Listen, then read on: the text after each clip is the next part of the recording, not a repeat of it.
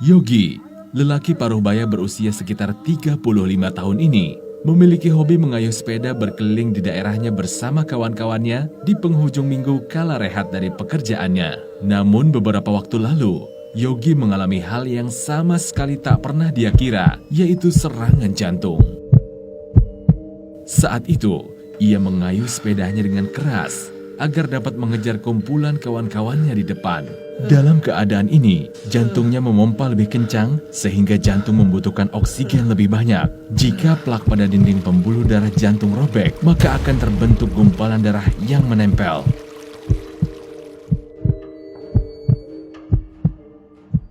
Tubuh Yogi merasakan lelah yang hebat. Nafasnya mulai terengah-engah, pandangan matanya tidak fokus, kabur, dan penglihatannya mulai buram.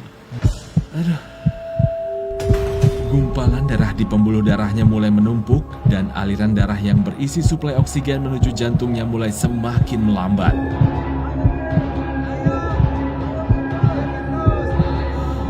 Di sisa tenaganya, Yogi terus melanjutkan kayuhan sepedanya untuk menghampiri kawan-kawan. Hampir 2/3 dari arterinya kini sudah dipenuhi dengan gumpalan darah yang semakin menutup. Yogi kemudian ambruk jatuh terkapar dari sepedanya dan pingsan tak sadarkan diri karena serangan jantung yang dialaminya.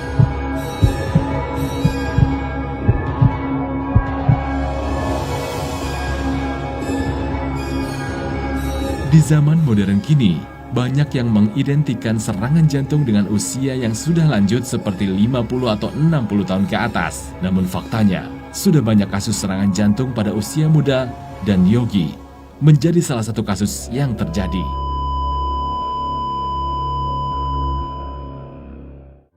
Serangan jantung dapat terjadi tiba-tiba dan menyerang siapa saja.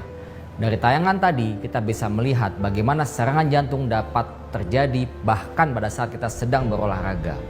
Serangan jantung bahkan dapat menyebabkan kematian mendadak akibat gangguan irama jantung yang fatal. Serangan jantung dapat terjadi diawali oleh faktor kebiasaan sebelumnya.